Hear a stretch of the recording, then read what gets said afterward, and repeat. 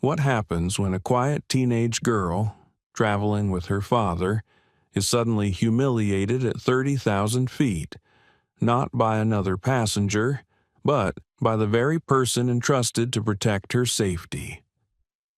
What if that girl isn't just anyone, but the daughter of one of the most powerful CEOs in the world? And what if a single phone call, made in the stillness after her tears, sets off a chain reaction that no one could have predicted, one that topples careers, exposes corruption, and changes lives forever? This is not just the story of a flight gone wrong. It's a story about dignity stripped away and then reclaimed, about silence and complicity, about prejudice in its rawest form and the courage it takes to confront it. It will make you ask yourself, if you had been there, what would you have done? Stay with us, because what begins as a cruel tirade in a first-class cabin becomes a storm that shakes an entire industry. If you believe in stories that reveal the truth, that challenge injustice, and that inspire change, then make sure to like this video, share it with others, and subscribe to our channel. Now, let's begin. The first-class cabin of Sky Atlantic Flight 227 shimmered with a quiet opulence that only those who flew often came to take for granted. It wasn't loud or extravagant. It was subdued, designed to make travelers forget they were in a machine hurling through the sky at 35,000 feet. Polished walnut panels caught the soft glow of recessed lights. Champagne glasses sparkled when they caught the reflection of a passing steward's tray. The air smelled faintly of leather and citrus, the carefully engineered fragrance of exclusivity for 16-year-old Amara Lewis, though it was never easy to forget she was flying. She sat by the window, her knees pulled up slightly, a sketchbook balanced carefully on her lap. Outside, the Atlantic stretched like a sheet of gray-blue silk, streaked with high clouds that looked more like mountains than mist. Her charcoal pencil hovered above the page, but the paper remained blank. Her eyes, wide and watchful, were fixed on the horizon. Flying was, for her, less a marvel and more a necessity. It was the bridge between the two halves of her life, between her mother's quiet world in Boston, where gallery walls held her own early photography side by side with abstract canvases, and her father's empire in London, where skyscrapers bore the logo of Horizon Global Logistics. Today, she was flying with him. Jonathan Lewis sat across the aisle, not looking at the financial forecasts open on his tablet, not typing messages into the encrypted phone he always carried, but watching his daughter. His tall frame, broad shoulders, and deliberate stillness marked him as a man used to command. Yet the furrow in his brow softened when he looked at her. There was no boardroom armor here, just a father with an endless well of concern. He leaned toward her, his voice a smooth baritone that cut through the hush of the cabin. Everything all right. Superstar. Amara shifted her gaze from the window to him and managed a small smile. I was just thinking. The clouds look angry today, like mountains about to collapse. Jonathan followed her eyes. Outside, the clouds did seem restless, their peaks lit by late sunlight, their shadows deep and foreboding. He gave a soft chuckle. Maybe they're just in a hurry, same as us. The warmth of their exchange was interrupted by the approach of the lead flight attendant. Victoria Hayes had perfected the art of the first-class smile, but hers was painted too tightly, stretched across a face that carried lines of bitterness more than kindness. She was in her late 40s, her blonde hair pulled back into a severe bun that shone under the cabin lights. Everything about her posture seemed coiled, controlled, but not with grace, rather with a brittle tension that betrayed something sour beneath the surface. "Mr. Lewis," she said, her voice dripping with practiced sweetness. "May I bring you another sparkling water before we begin service?" Jonathan gave a polite nod. "I'm fine, thank you." "Ms. Hayes." Her smile tightened further, the edges fraying. She turned to Amara, and for the young lady, Amara lowered her eyes. "Just water, please." Her voice was soft, barely above a whisper. "Of course." Victoria's gaze dropped then, lingering not on Amara's face but on the leather camera bag tucked neatly beneath the seat in front of her. It was a beautiful, vintage bag, weathered but elegant, the kind of piece that told its own story. Victoria's eyes narrowed almost imperceptibly. "Ma'am, that bag will need to be stowed in the overhead compartment. It can't remain on the floor during the flight." Amara looked up, startled. "Oh, but it's small. It's tucked under the seat.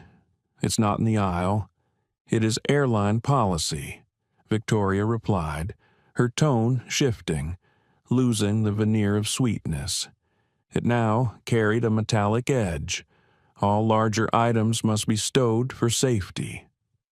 Jonathan leaned forward slightly, his voice calm but carrying a weight that made people listen. "With respect, Ms. Hayes, that bag is well within personal item dimensions. She's traveled with it dozens of times, always at her feet. It isn't an obstruction." For the briefest moment, Victoria's mask slipped. The smile vanished. Her eyes hardened, and in them flickered something unspoken envy, resentment, prejudice coiling like smoke. To her, this wasn't just about a bag. It was about the sight of a black teenager in first class, dressed in quiet luxury, carrying an expensive camera, a life she believed didn't belong to someone like Amara. "Sir, I am the lead attendant on this flight," she snapped softly, her voice low enough for only them but sharp enough to cut. "I am responsible for the safety of this cabin. The bag needs to go up. Now." Amara's stomach tightened. She glanced at her father, silently pleading for him to tell her it didn't matter, that they could ignore it. Jonathan's jaw flexed. He had built his empire by reading people, by catching the subtle tremors beneath their words. His instincts told him this was not about safety. It was something uglier. The cabin, meanwhile, remained an oasis to everyone else. A businessman flipped a page in his newspaper. A woman reclined deeper into her seat, watching a film. Only the three of them felt the tremor of an impending storm. Jonathan exhaled slowly. "Very well," he said at last, not to Victoria but to Amara. His tone was soft, steady. "Go ahead, sweetheart. Put it up for now. You can bring it down later." Amara's hands trembled slightly as she unbuckled her seatbelt. She bent down, carefully pulled the bag from under her seat, and stood to lift it into the bin above. Her movements were careful, deliberate. Still, the bag slipped just an inch from her grasp, swinging lightly and brushing the arm of the passenger seated in front of her, a portly man in a tweed jacket. "Oh my gosh, I'm so sorry."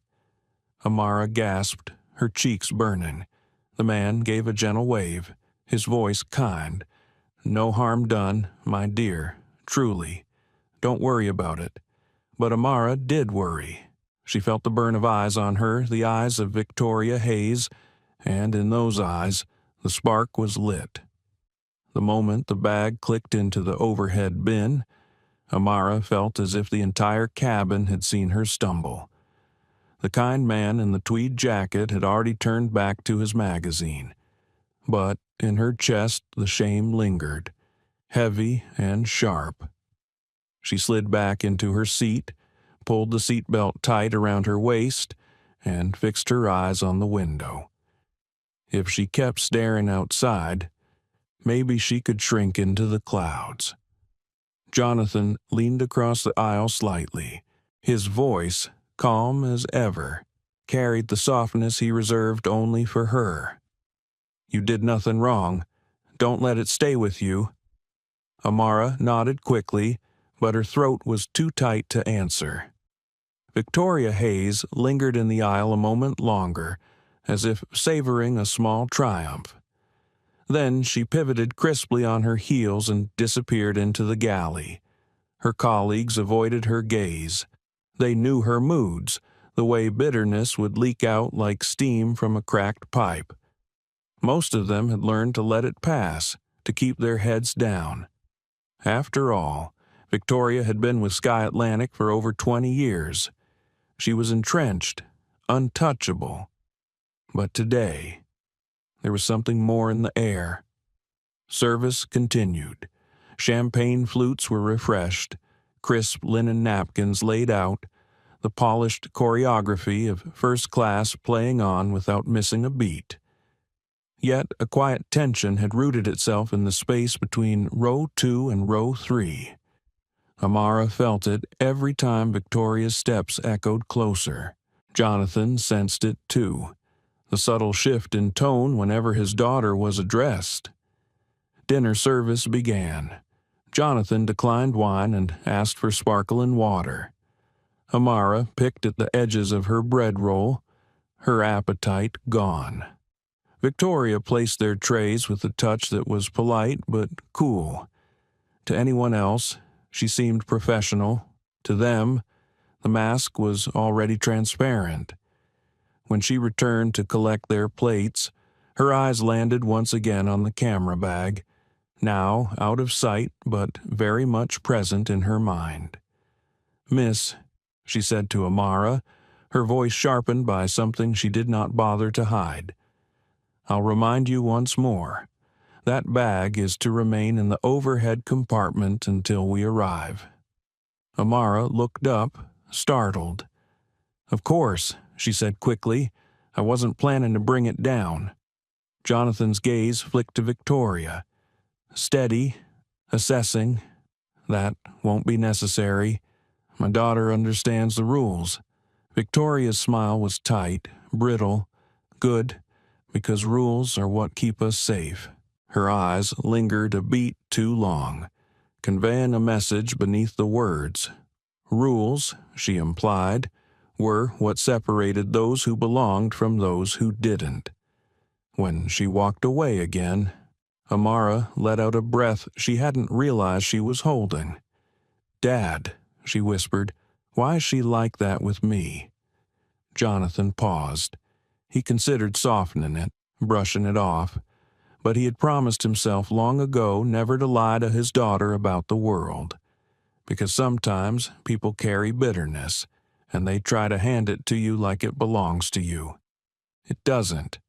You don't have to take it.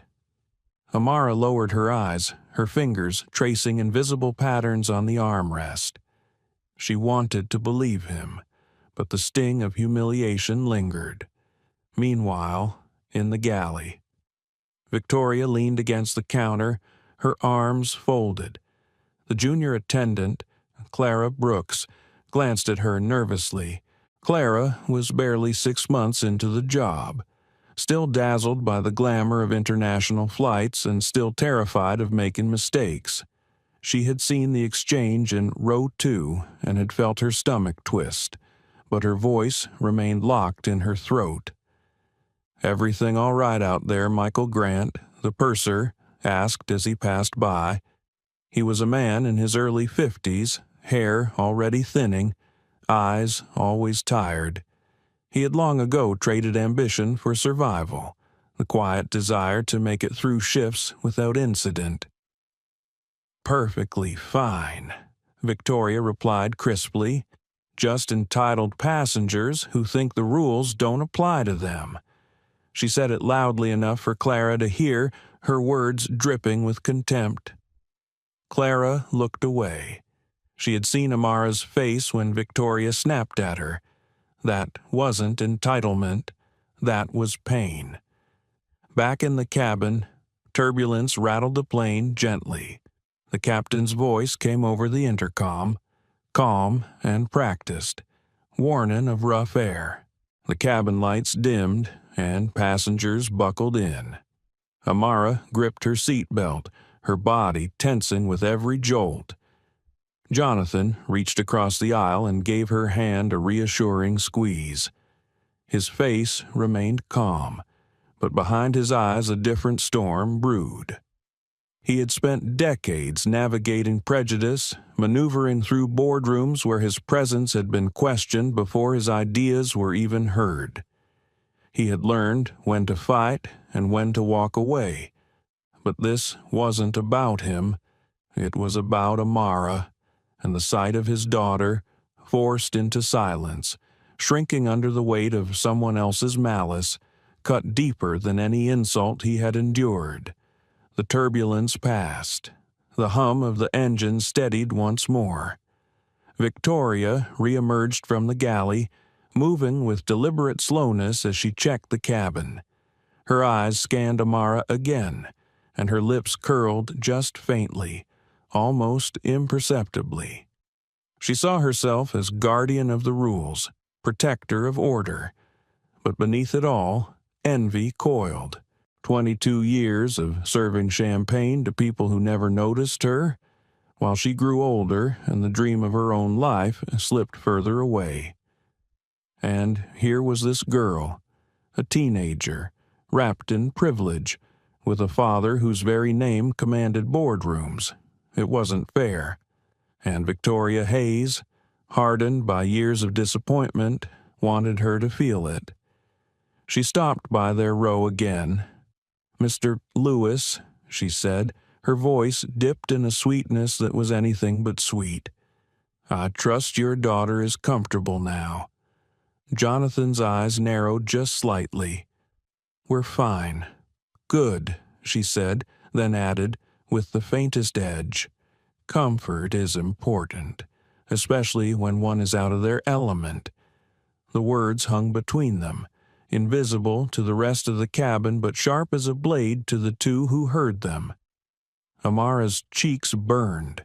Jonathan's jaw clenched. He forced himself to stay composed. "Thank you for your concern," he said evenly. "That will be all."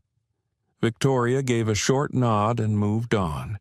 Amara turned to the window again, blinking rapidly, fighting the tears that threatened to come. Her reflection stared back at her, distorted by the glass. She whispered so low only she could hear, "Why does she hate me?" Jonathan leaned back, his mind racing.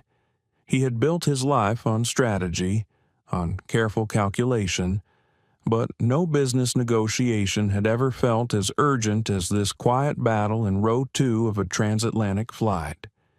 He knew he could end it now with a single word, a flash of his name, the weight of his influence. But that wasn't the lesson he wanted for Amara, so he swallowed his fury and waited. The night deepened outside, the cabin settling into uneasy quiet.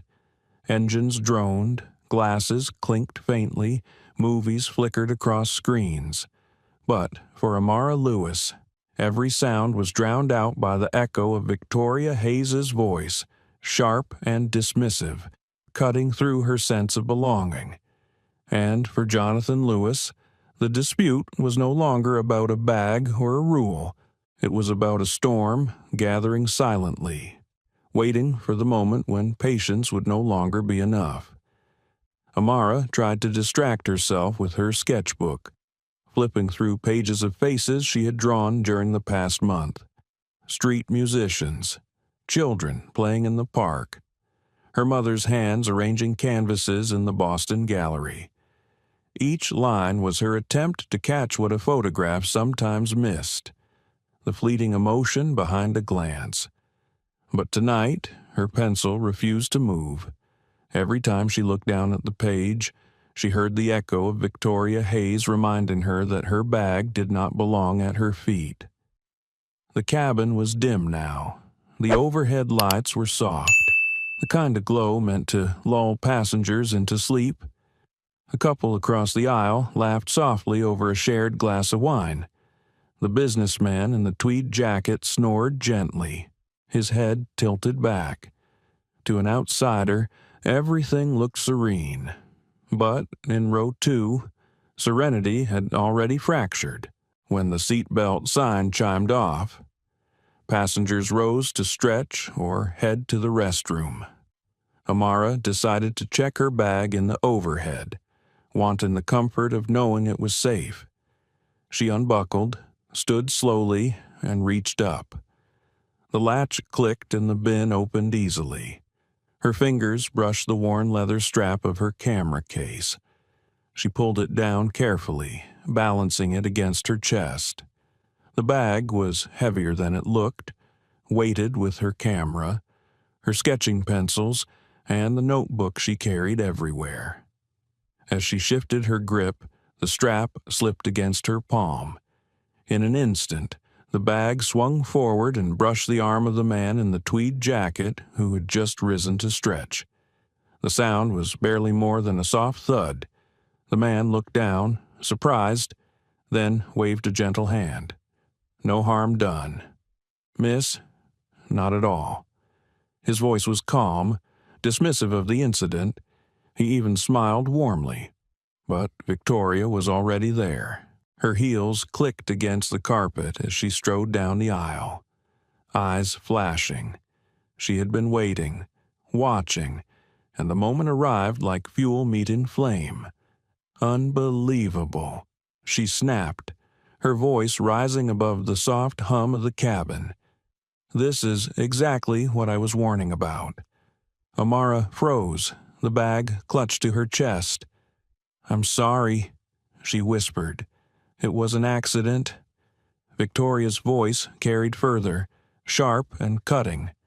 You could have injured someone with that thing. Careless behavior is not tolerated in this cabin.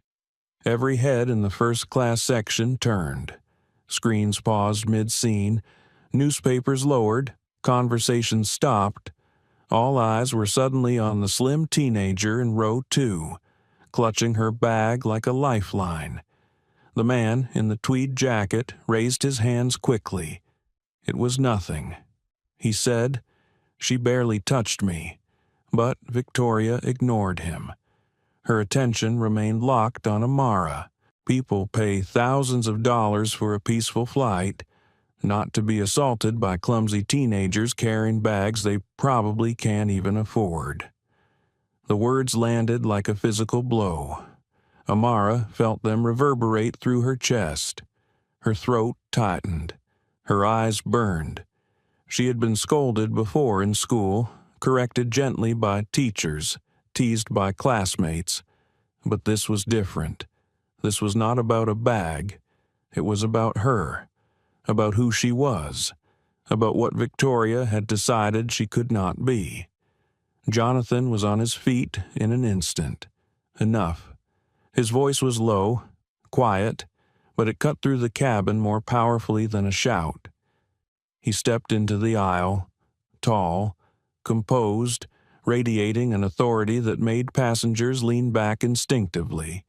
You are completely out of line. Victoria's lips curled, her painted smile gone. Out of line, I am doing my job. I am responsible for safety, and this girl's attitude is a danger to passengers. Amara's face crumpled. Tears pooled in her eyes. Her body frozen. She wanted to disappear, to sink into the carpet, to vanish from the dozens of eyes that now stared at her like she was a spectacle. Jonathan moved closer, his body shielding her. His voice was quiet, colder now. You will not speak to my daughter like that again. But Victoria was past reason. Her years of bitterness, envy, and prejudice had built to this moment. She saw not a teenager, not a family, but an enemy who needed to be put back in place. "Sir," she said, her finger pointing at Amara, "you may intimidate others with your title, but not me. This young lady is careless, entitled, and disrespectful." Gasps rippled through the cabin. A woman across the aisle shook her head in disbelief. The man in the tweed jacket muttered under his breath, appalled. Even the attendants in the galley had stilled, hearing the raised voice echo into their space. Jonathan's hand curled into a fist at his side. He forced it open. He had spent his life fighting battles with strategy, not fists. He leaned down slightly toward his daughter, who was trembling silently in her seat. "It's all right. Amara, I've got you." His words were soft enough that only she could hear. Then he straightened, his voice clear. "I want to speak with the purser. Now." Victoria's face twisted with satisfaction. "Of course, sir." Moments later, Michael Grant approached. His shoulders were hunched, his expression uncertain. He looked at Jonathan, then at Victoria, then at Amara's tear-streaked face. He hated confrontation. He always had. And he knew that siding against Victoria, his lead attendant, would mean paperwork, reports, maybe even disciplinary review. "Is there a problem here, sir?" he asked, but his eyes flicked to Victoria for guidance. "A problem?" Victoria let out a brittle laugh. "Yes, there's a problem. This passenger's daughter refused to follow instructions, struck another passenger with her bag, and is becoming aggressive." Jonathan stared at him, incredulous. "That is a complete fabrication. This attendant initiated a conflict over a bag that posed no danger. She verbally assaulted my daughter, and her words were prejudiced and humiliating."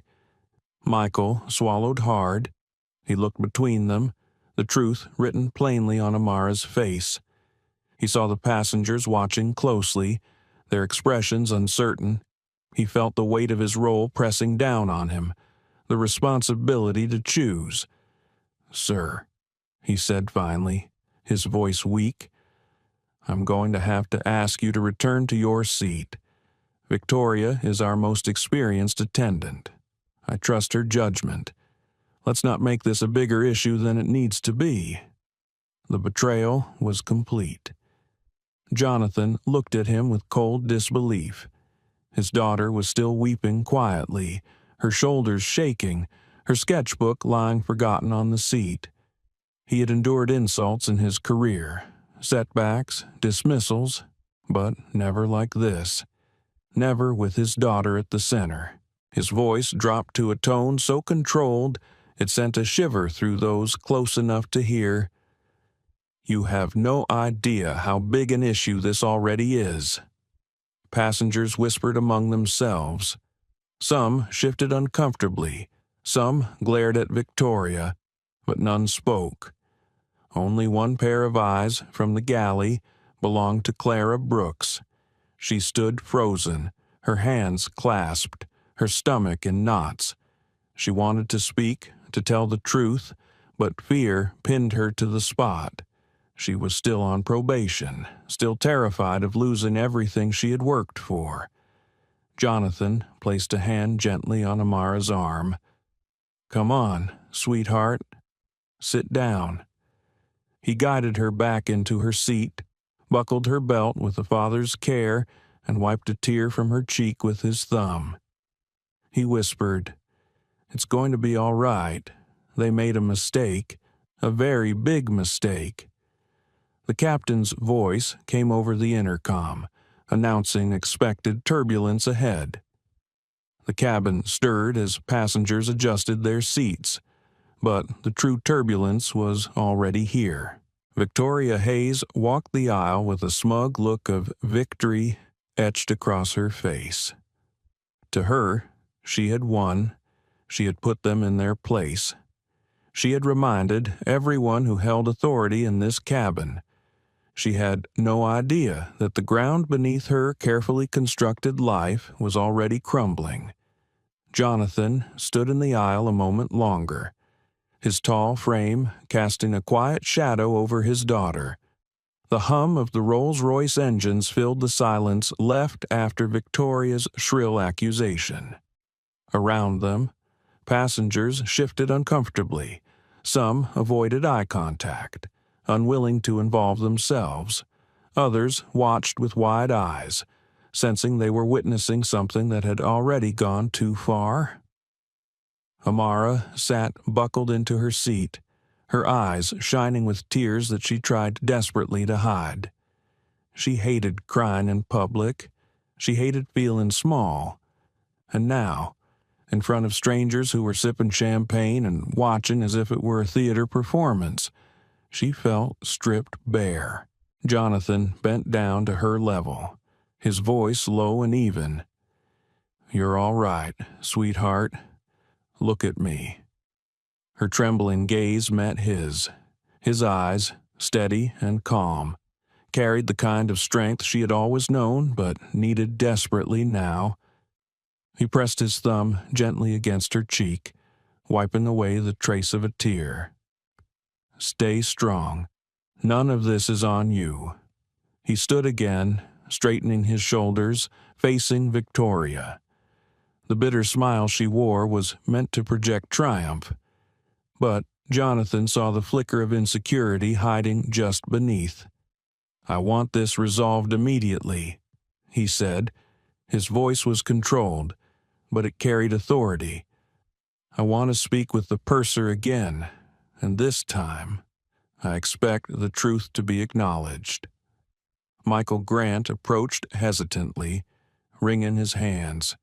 His expression was the same blend of exhaustion and reluctance that had carried him through his career. Jonathan saw it instantly. A man who had long ago traded courage for convenience. "Mr. Lewis," Michael said softly, "I understand you're upset. Let's take a deep breath and return to our seats. I assure you, everything is under control." Jonathan's eyes narrowed. "Under control. You allowed your lead attendant to scream at my daughter, to publicly humiliate her, and to accuse her of being something she is not. That is not under control. That is negligence." Victoria folded her arms, her chin lifting with defiance. "He is twisting what happened." She refused instructions. She nearly injured another passenger, and she disrupted the peace of this cabin. My duty is to protect safety. Jonathan's baritone grew colder. Safety is not a weapon you wield to mask your own prejudice. The words rang through the cabin. Gasps followed from nearby passengers. Some leaned forward, nodding subtly in agreement. A woman in the row behind whispered, "He's right. I saw everything." Michael swallowed hard, shifting from one foot to the other. He wanted nothing more than to dissolve into the floor. "Please, sir, let's not make this bigger than it needs to be." Jonathan turned his head slowly, his gaze fixed on the purser. He spoke each word with precision. "You have already made it bigger by refusing to acknowledge what you saw. The moment you chose silence, you became complicit." The purser's face flushed. He avoided eye contact, looking instead toward the galley where Clara Brooks stood, frozen. Jonathan noticed her too. Their eyes met briefly. Clara's lips parted as though she might speak, but fear sealed them shut again. Victoria stepped forward, pressing her authority further. "Sir, you need to calm down. Passengers pay for tranquility in this cabin. Your behavior is disruptive." Jonathan laughed once, low and humorless. His calm was unnerving, the kind of calm that suggested a storm waiting to break. "Disruptive, you say? You believe raising your voice at a 16-year-old girl is tranquility. You believe mocking her with your insinuations is professionalism? I will tell you what this is. This is an abuse of authority, and it will not stand." The cabin had become utterly silent. The hum of the engines and the occasional clink of a glass were the only sounds beyond the confrontation. Passengers were no longer pretending to ignore the scene. Every eye was fixed on them, bearing witness. Amara pressed her face toward the window, hiding the hot sting of humiliation. Her mind churned. She wanted to disappear. Yet somewhere deep inside, she felt a faint flicker of pride. Her father was not shouting. He was not losing control. He was standing tall, shielding her, refusing to let the attack go unanswered. Michael Grant tried again, his voice pleading. "Mr. Lewis, please, let's just get through the rest of this flight without further conflict." Jonathan shook his head slowly. "You misunderstand. This is not conflict. This is clarity, and clarity will be remembered long after this flight lands." He sat down again beside his daughter, his hand resting protectively on her arm. He spoke softly to her, though his words were meant to carry. "They made a mistake, Amara, a mistake they will never forget." Victoria bristled, her face tightening. She walked briskly back toward the galley, her shoes striking the carpet with clipped precision. Passengers exchanged uneasy glances. Some shifted uncomfortably in their seats, as if the weight of silence demanded commentary, yet none dared break it. Amara closed her eyes. She wanted to believe her father, wanted to believe that this moment would pass and justice would come. But all she could feel was the burn of humiliation. She pressed her forehead against the cool plastic edge of the window, whispering to herself that it would be over soon. Jonathan leaned back, his own mind racing. He had built an empire by reading the moves of opponents before they struck. He recognized the pattern here. Victoria was not finished. She had tasted the illusion of power and would cling to it until forced to let go. The purser returned to his jump seat, his hands still fidgeting. He knew he had made the wrong choice, siding with Victoria. He had seen the truth in Jonathan's eyes, in the faces of the passengers who had witnessed everything. But his fear of paperwork, of reprimand, outweighed the pull of conscience. For him, survival meant silence. In the galley, Clara Brooks leaned against the counter, her chest tight. She had watched it unfold, each cruel word, each tear from Amara. She wanted to walk into the aisle, to say, "He is telling the truth." But she was too new, too afraid. Her career dangled by a thread. If she spoke against Victoria, she feared that thread would snap. Jonathan glanced around the cabin. The woman behind him caught his eye. She gave him the faintest nod of support, but said nothing. The man in tweed kept his gaze low, unwilling to be pulled into the storm. Jonathan's hands rested on his knees. His expression was the picture of calm. But inside, his resolve was hardening into steel. He had endured countless injustices in his climb to the top. But this was different. This was his daughter. And though he remained quiet now, he knew he would not leave this plane without ensuring consequences.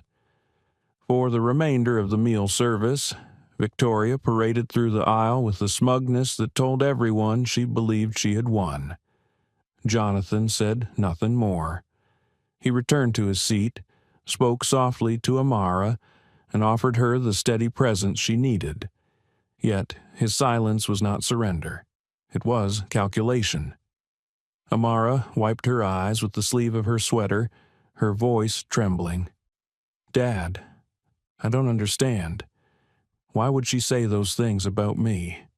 Jonathan looked at her, his eyes heavy with sadness. "Because she wants you to believe you don't belong here. But you do, more than anyone else in this cabin. Never doubt that." Amara nodded faintly, but inside, Doubt still gnawed at her. The humiliation replayed in her mind like a broken reel. She hated herself for crying. She hated the way her chest tightened with shame. Jonathan sat beside her in silence, watching the ocean of night spread out beneath the wings. He felt his anger crystallize into something sharper than rage. It became resolve. When the time came, he would act, and when he acted, it would not be loud, it would not be rash, it would be devastatingly precise. The plane soared through the darkness. Passengers drifted back into the illusion of peace. But in row 2, the battle lines had already been drawn, and Jonathan Lewis, calm and composed, had already begun preparing for the reckoning that was to come. The cabin had quieted again. The earlier clash seemed to dissolve back into the polished hum of the engines. But for those at the center, nothing felt settled. Amara sat in silence, her arms folded tightly, her forehead against the cool window. Beyond the glass stretched endless black, the faint outline of moonlit clouds drifting below like restless shadows. Her mind replayed the scene over and over. The sharp tone, the words thrown at her, the stares of strangers who had all turned at once to look at her.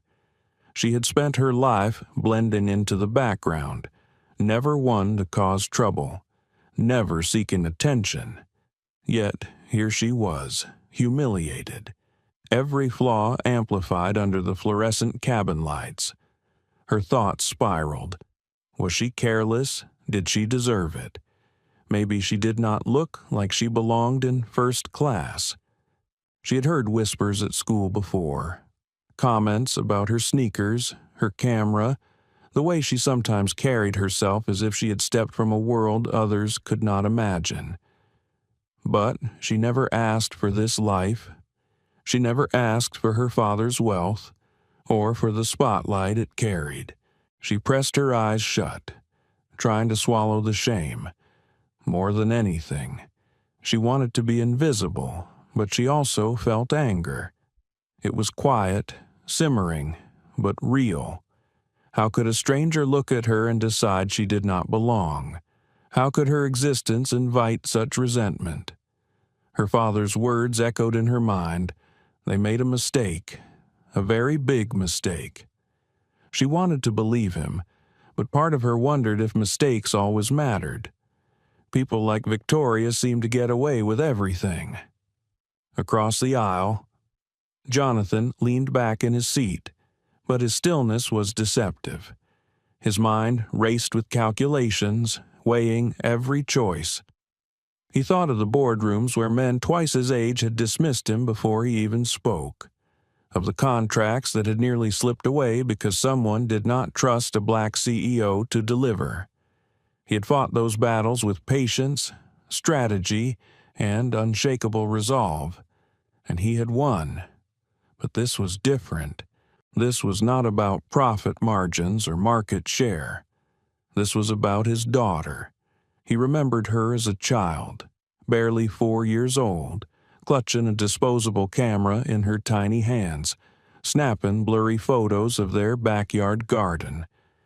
He remembered her excitement the day he gave her the vintage Leica, the way she hugged it to her chest as if it were treasure.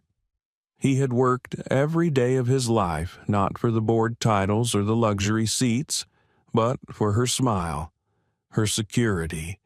And tonight, a stranger had dared to rip that from her. His anger was immense, but it was not the wildfire of rage. It was something colder, sharper. He had learned long ago that power lay not in shouting, but in precision. He knew Victoria Hayes had crossed a line.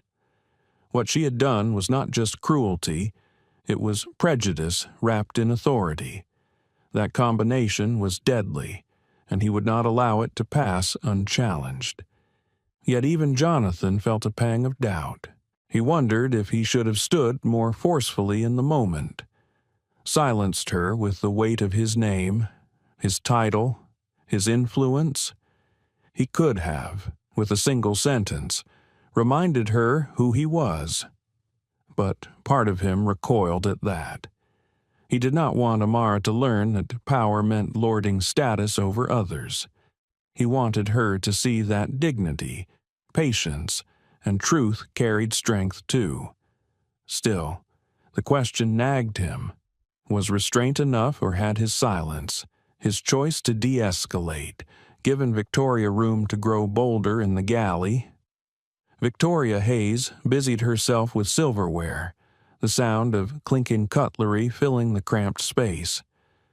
To her colleagues, she wore the expression of control, the smug composure of a woman certain she had asserted authority. But inside, her thoughts churned like a storm. She hated how Jonathan Lewis had looked at her, calm, unshaken, as though he saw through her completely. She hated the way passengers had shifted uncomfortably, some clearly siding with him, though they said nothing. She hated the girl most of all, that quiet, delicate girl with her expensive camera and her designer hoodie. What had she done to deserve a life of privilege? What had Victoria done, except work for 22 years without recognition? Resentment coiled in her chest.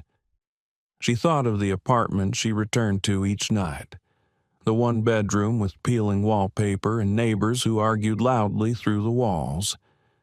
She thought of her colleagues who had moved on, leaving her behind to grind away at flights that blurred together.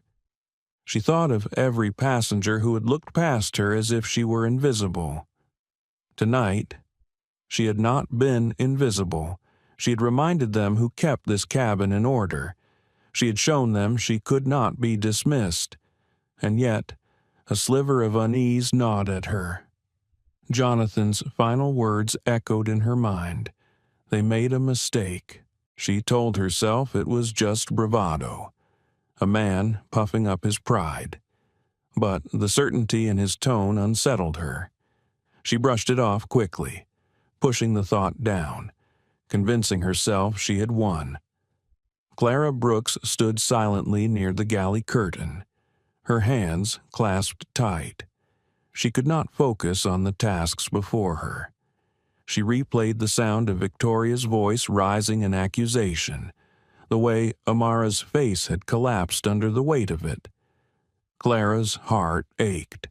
She wanted to speak up, to walk over and tell Jonathan Lewis she had seen everything, but fear was stronger. Fear of losing her job, fear of Victoria's wrath, fear of being cast out before she had even begun. Her silence became its own kind of torment. Back in her seat, Amara opened her sketchbook again. Her pencil hovered, then touched the page. Slowly, shakily, she began to draw. Not clouds or faces, but lines of tension, jagged strokes, shapes that seemed to capture the storm inside her. Each mark on the paper was a release, but also a reminder. This was how she processed pain, turning it into something tangible. Jonathan watched her quietly.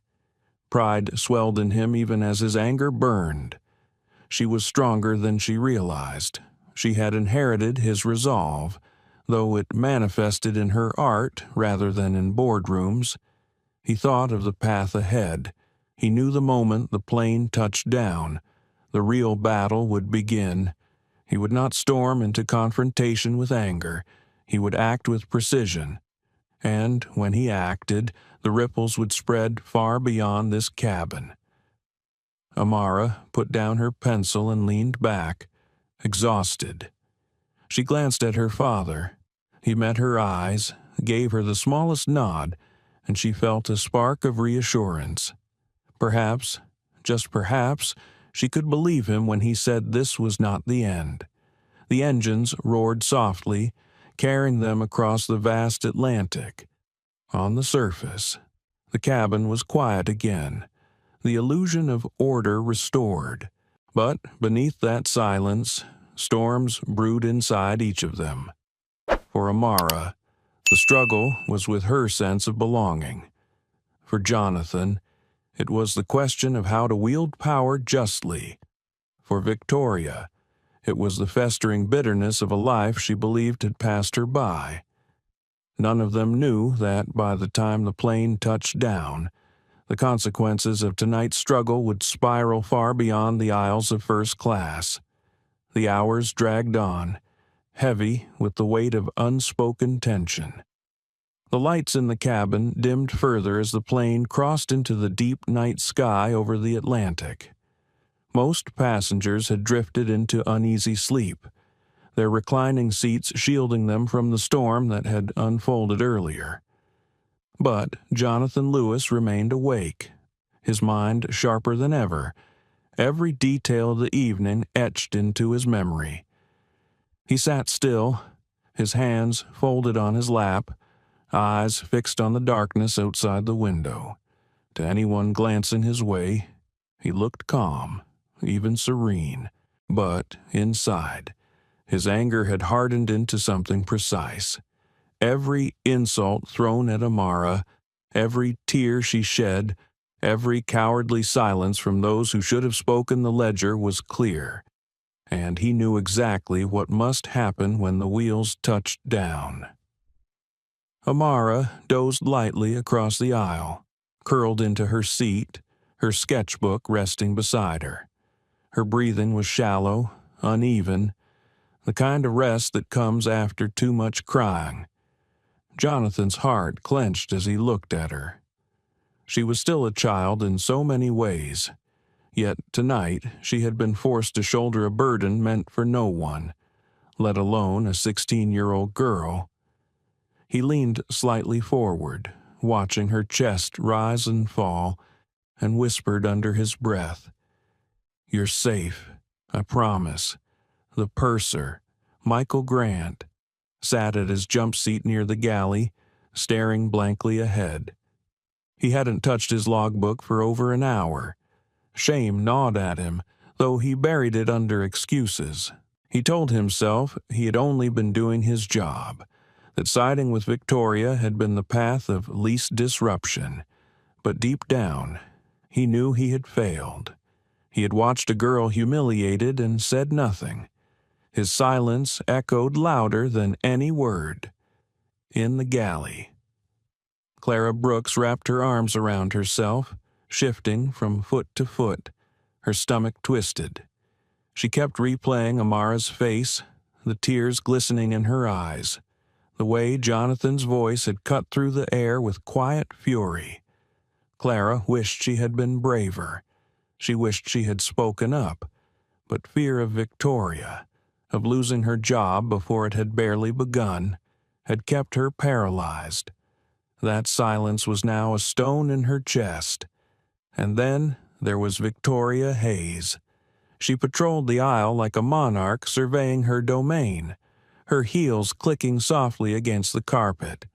She wore a mask of composure, but inside her resentment simmered hotter than ever. She believed she had won. She had shown that even the wealthy could not simply bend rules to their will. Yet the flicker of doubt remained. Jonathan's calm, his warning about mistakes, haunted her thoughts. She pushed it down each time it rose, reassuring herself that she was untouchable. 22 years of service had made her indispensable. No one could touch her. The truth, however, was already in motion. Jonathan waited until most of the cabin had settled into silence. He reached into the pocket of his tailored jacket and pulled out his phone. The screen glowed faintly in the dim cabin light, casting a pale reflection across his face. He scrolled through his contacts, pausing briefly on one marked only with a single initial, D. He hesitated for the briefest moment, not out of doubt, but out of gravity. This call was not one to be made lightly, but the weight of what had transpired pressed him forward. He tapped the contact, on the other side of the world, in London. A man's phone vibrated on the nightstand of a suite overlooking the Thames. David Sinclair, Chief Executive Officer of Sky Atlantic Airways, rubbed his eyes and glanced at the screen. The name that appeared there made his pulse quicken. "Jonathan Lewis," he answered immediately, his voice groggy but urgent. "Jonathan, is everything all right?" Jonathan's tone was level, almost unnervingly so. "My flight just left cruising altitude over the Atlantic. Everything's not all right." David sat up, instantly awake. "What happened? Mechanical issue, cabin disturbance." "The issue is human," Jonathan said. He spoke with surgical precision, recounting every detail. Victoria Hayes's hostility over the bag, the shrill accusations, the cruel implication that Amara could not afford what she owned, the public humiliation in front of the cabin, the purser's betrayal in siding with her lies. Jonathan left out nothing. His voice never rose. He was not a man ranting in anger. He was a man building a case, brick by brick, until the weight of it was undeniable. On the other end, David's face drained of color. He had dealt with difficult passengers, wealthy clients, and even celebrities. But Jonathan Lewis was not just another name. His company, Horizon Global Logistics, represented over 20,000 employees and a corporate travel account worth nearly $400 million annually. Sky Atlantic depended on it. Losing that partnership would be catastrophic. Jonathan paused, allowing silence to settle before delivering the final blow. "My daughter is 16 years old. She was humiliated by your lead attendant. I will not allow this to be swept aside." David stammered.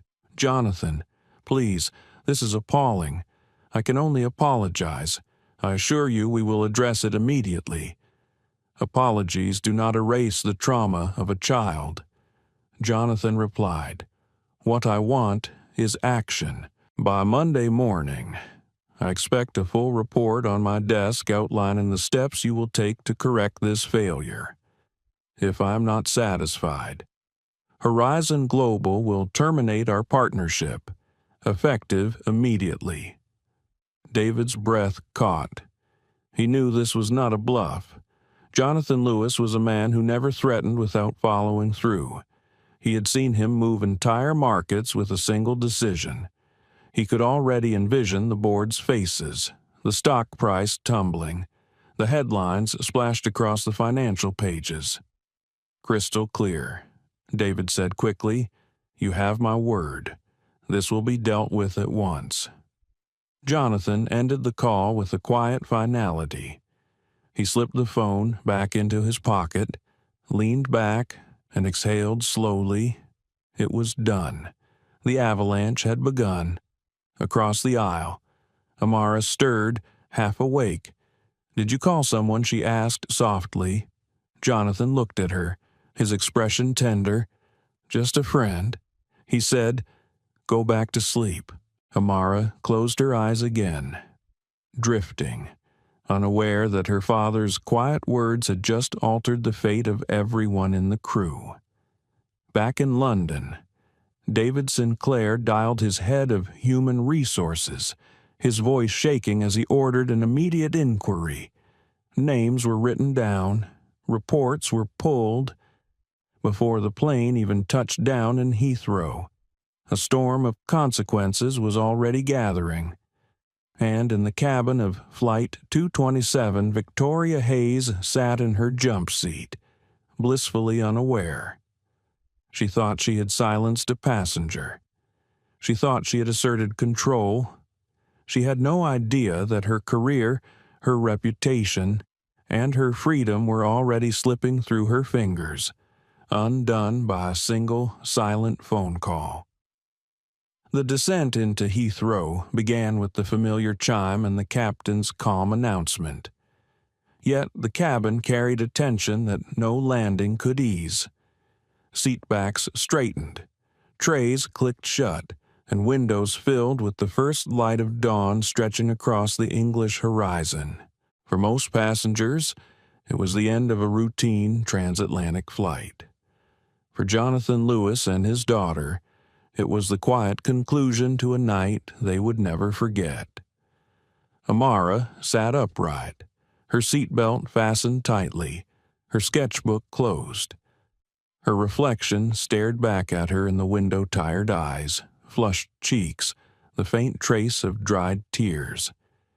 She tried to focus on the patchwork of green fields below, but her mind still replayed the humiliation. She wondered if the strangers who had watched her crumble would forget her face the moment they left the plane, or if she would forever remain a story they told at dinner parties about the entitled girl who cried in first class. Jonathan reached across the aisle and touched her hand briefly. His calm expression did not betray the storm inside him. He had made his call. The rest was no longer in question. Now it was only a matter of watching the consequences unfold. Victoria Hayes stood in the galley, adjusting her uniform jacket and smoothing her hair. Her lips curled into a faint smile. She felt triumphant. She had faced down a demanding passenger and his spoiled daughter, and she believed she had won. She would retell the story to colleagues later, perhaps even boast about the way she had put him in his place. She had no idea that the ground beneath her career had already fractured. Michael Grant avoided everyone's eyes as he prepared for landing. He strapped into his jump seat, his thoughts churning. He replayed Jonathan's words about complicity, about silence being its own betrayal. The shame gnawed at him, but he clung to the fragile hope that perhaps nothing more would come of it. Perhaps this would be just another uncomfortable memory he could bury beneath routine. Clara Brooks, however, could not bury anything. Her stomach twisted as she buckled in. She stared at her hands, remembering the moment she almost spoke but didn't. She thought of Amara's trembling voice, of the way Jonathan's calm had carried both fury and love. Clara felt sick. She had been hired to serve passengers, to make their journeys comfortable, but tonight she had been a silent participant in cruelty. That silence would not let her rest. The landing gear deployed with a dull thud. The runway lights rushed toward them, and moments later the tires kissed the tarmac with a heavy roar. Passengers stirred, relieved to be on solid ground again. Applause broke out faintly in the back of the plane, though it died quickly in the quiet first-class cabin. As the plane taxied to the gate, Jonathan placed a steady hand on Amara's arm. "Stay seated until most of the cabin is empty," he murmured. She nodded, grateful for the shield of his calm. When the seatbelt sign chimed off, passengers rose, pulling down bags, adjusting jackets, gathering scattered belongings. A few glanced at Jonathan and Amara as they passed, their expressions ranging from sympathy to discomfort.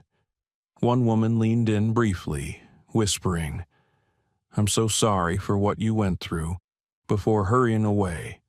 Most said nothing. Silence was easier. Victoria oversaw the disembarkation with the authority of habit. Her smile plastered back into place. She carried herself with a smug air, believing she had survived the night's turbulence intact. When the cabin was nearly empty, Jonathan rose slowly, retrieving Amara's camera bag from the overhead bin. He placed it gently on her shoulder, his expression unreadable. Together. They walked toward the door. Victoria offered them a tight smile as they passed. But Jonathan did not return it. He looked her directly in the eye for the briefest moment. That look was not anger, not even disdain. It was finality.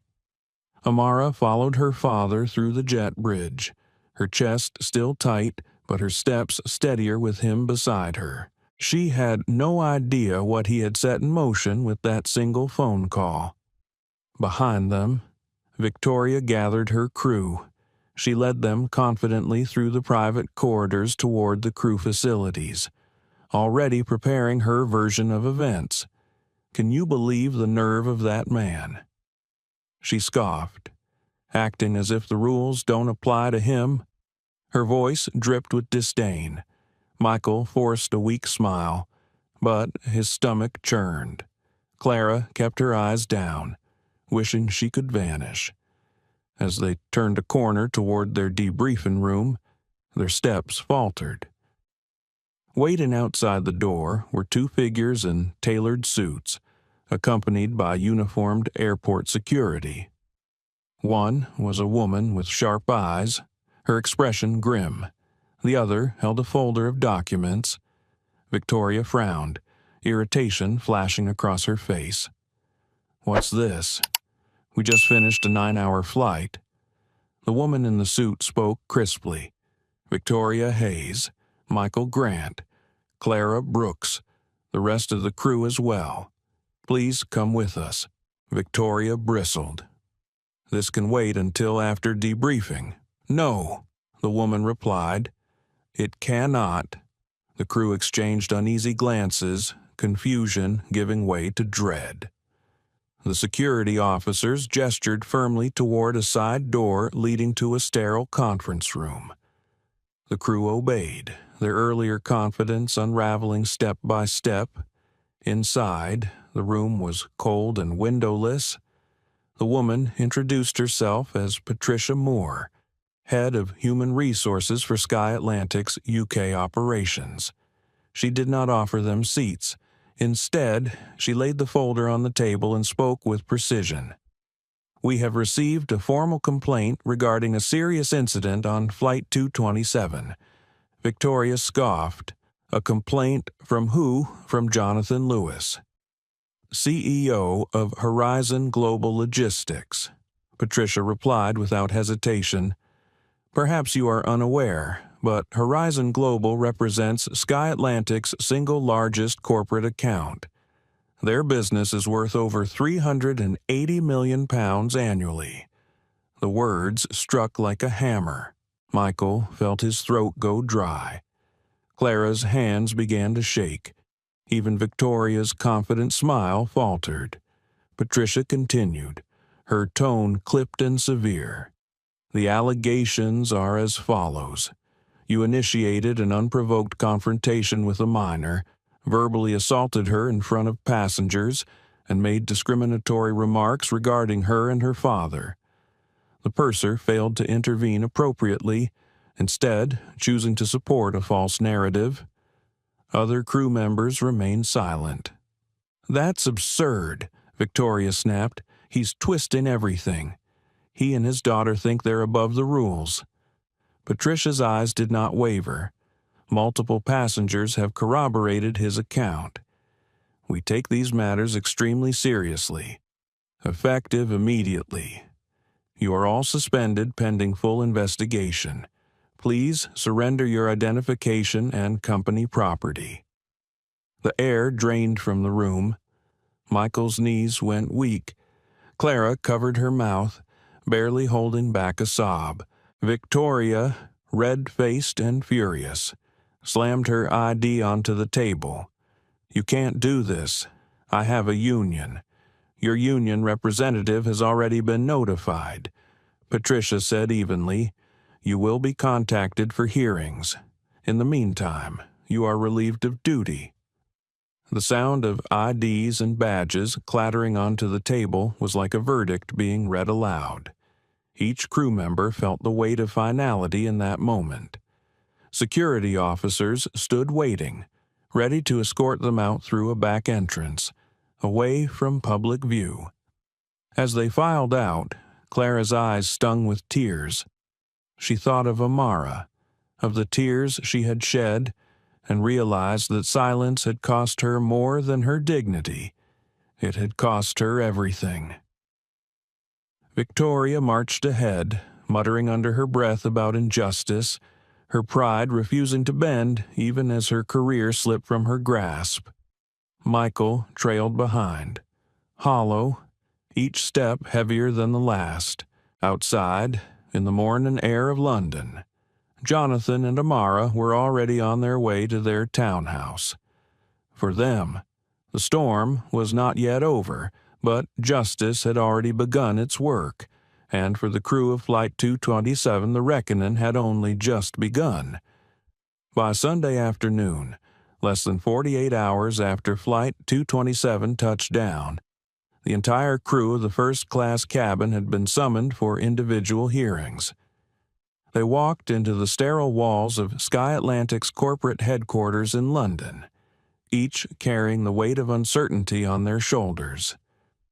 Victoria Hayes arrived first, her head held high, her expression one of defiance. She wore her uniform blazer even though she was officially suspended, as though clinging to the badge of authority might somehow shield her. In her mind, this was an overreaction, a show of corporate muscle meant to appease a wealthy passenger. She rehearsed her lines as she waited safety protocol, miscommunication, unruly passenger. She was confident that with her 22 years of service, her record would protect her. Michael Grant entered next, looking exhausted. He had spent the past 2 nights awake, staring at the ceiling, replaying his cowardice. His wife had noticed his silence at breakfast, the way his coffee had gone untouched. He had not told her the full story, only that there had been an incident. In truth, he dreaded the questions he could not answer. "Why didn't you speak up? Why didn't you defend the truth?" He had no answer other than fear. Clara Brooks arrived last, clutching her handbag like a lifeline. Her stomach was in knots, her palms damp.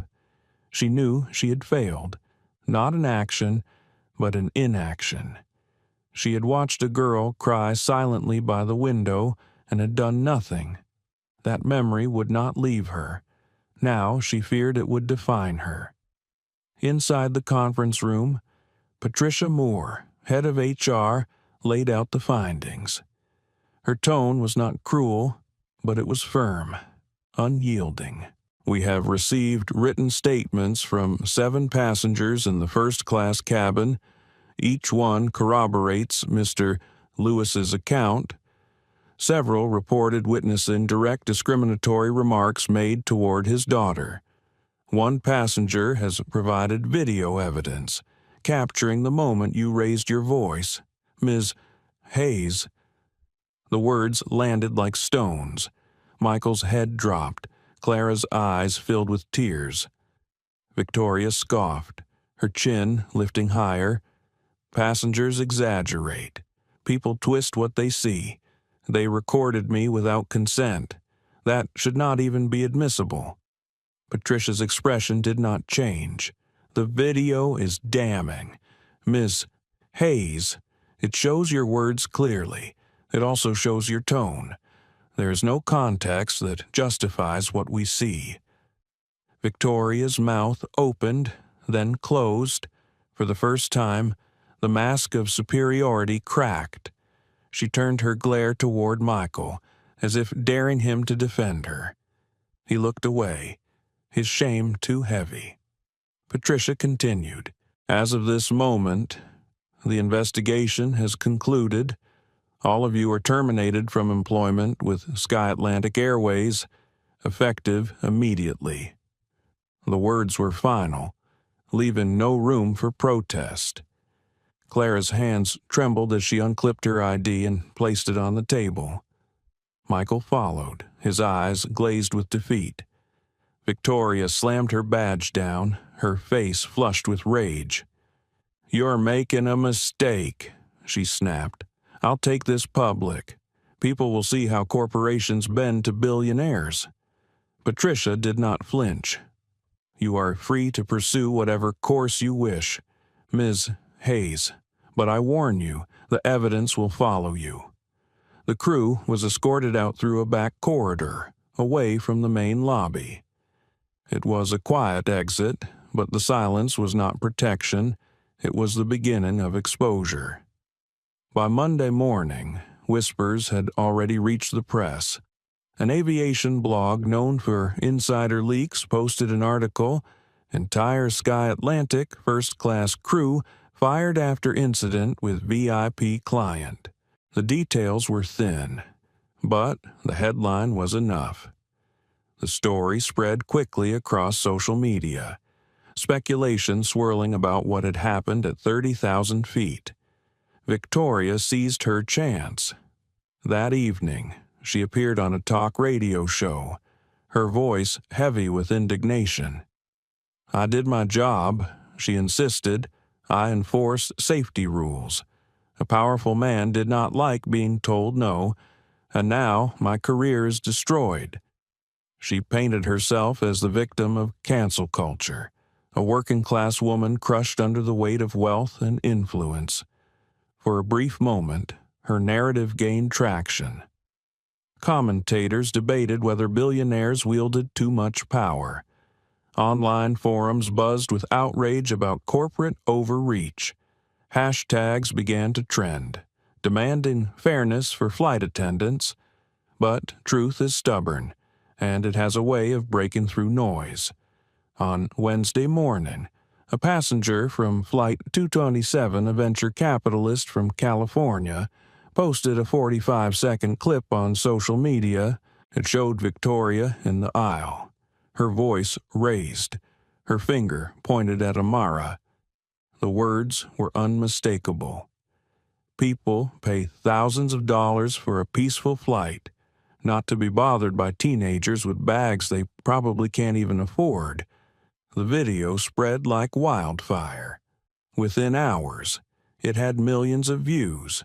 News outlets picked it up, embedding it in headlines. Commentary shifted overnight. The narrative flipped. Victoria Hayes was no longer a wronged employee. She was a bully caught on camera, her prejudice broadcast to the world. Public opinion turned brutal. Memes surfaced mocking her tirade. Journalists dug into her past, uncovering previous complaints from passengers about her behavior. None as severe, but enough to paint a pattern. Interviews she had given on radio were replayed alongside the viral clip, her words now dripping with hypocrisy. For Victoria, it was the beginning of ruin. Michael watched the story unfold on television from the quiet of his living room. His wife sat across from him, her expression tight, arms folded. She did not need to ask questions. She knew. Michael tried to explain, but the words failed. "I was scared," he admitted. "I should have spoken." His wife shook her head, disappointment heavy in her eyes. Silence was not an excuse. Clara wept quietly in her apartment. She had avoided the news at first, but the clip found her anyway, shared by friends who did not know she had been there.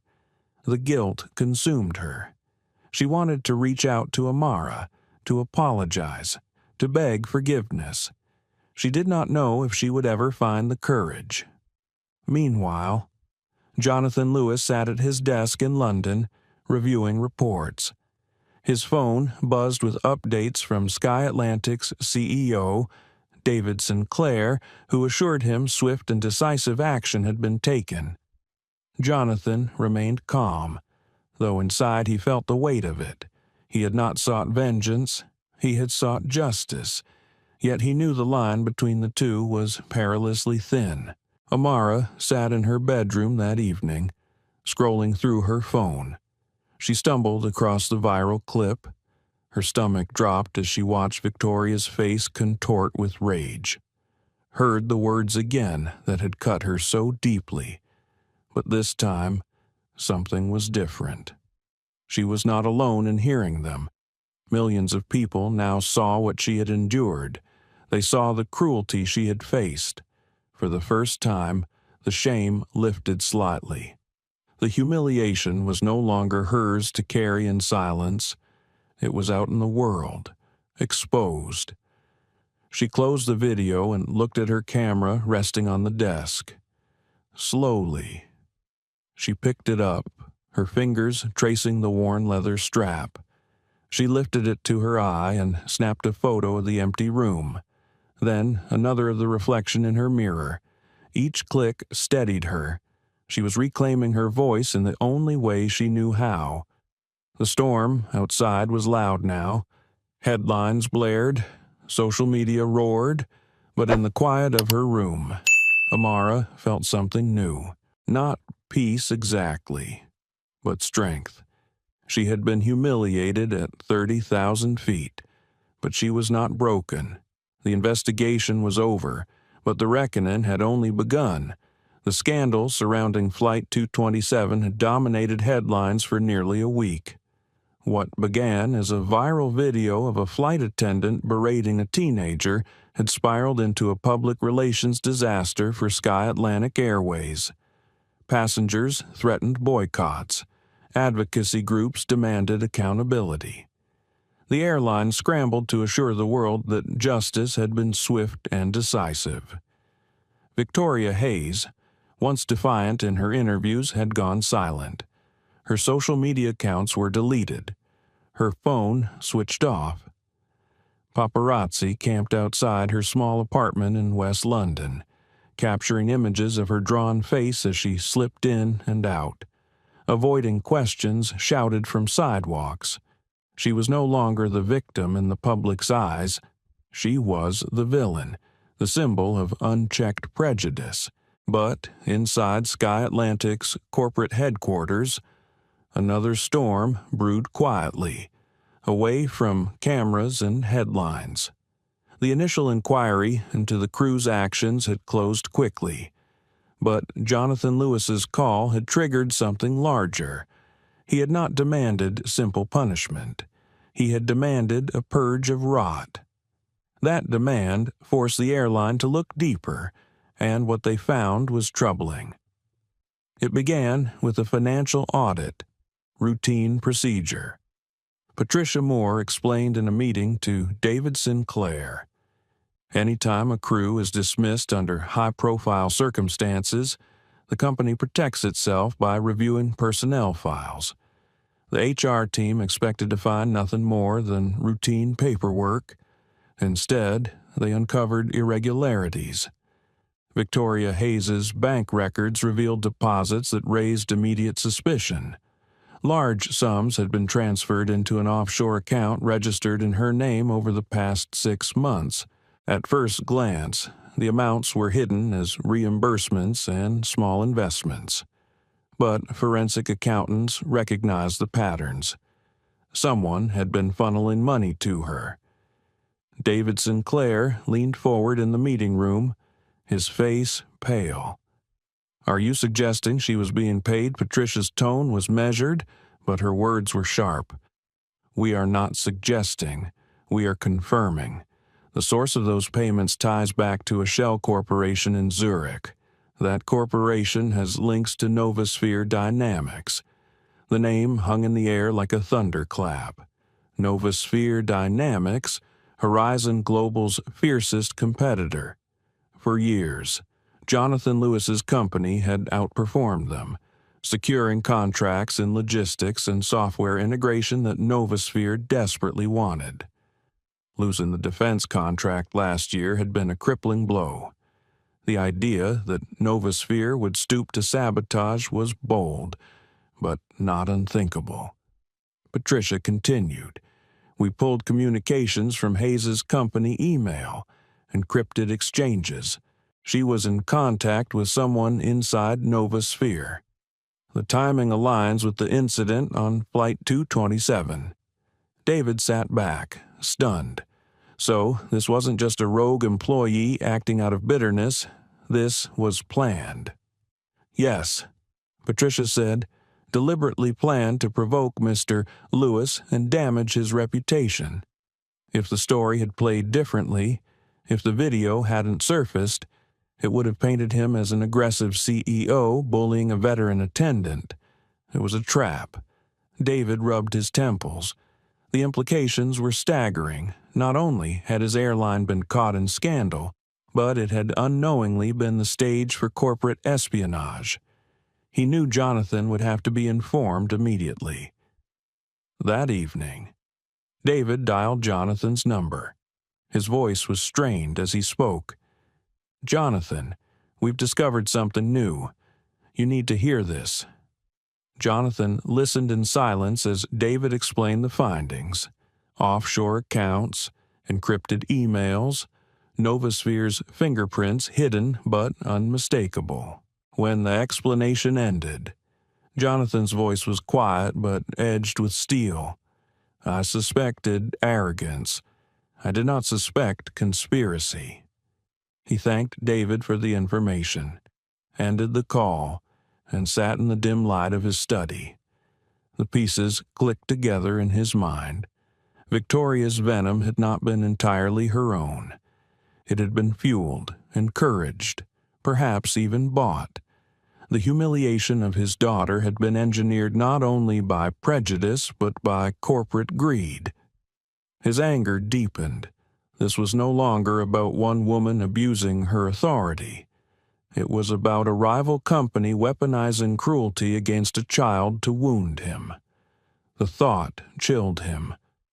Amara entered the study quietly, holding her sketchbook against her chest. She had overheard enough of the call to know something had changed. "Dad," she asked softly, "was it worse than we thought?" Jonathan looked at her, his expression heavy. "Yes, it was worse. It was deliberate." Amara's eyes widened. "They wanted to hurt you. They wanted to hurt us," he corrected gently. "They knew the quickest way to strike me was through you." She sank into the chair opposite him, her fingers tightening around the leather binding of her sketchbook. For a moment, silence stretched between them, the weight of realization pressing down. Then she spoke, her voice trembling but firm.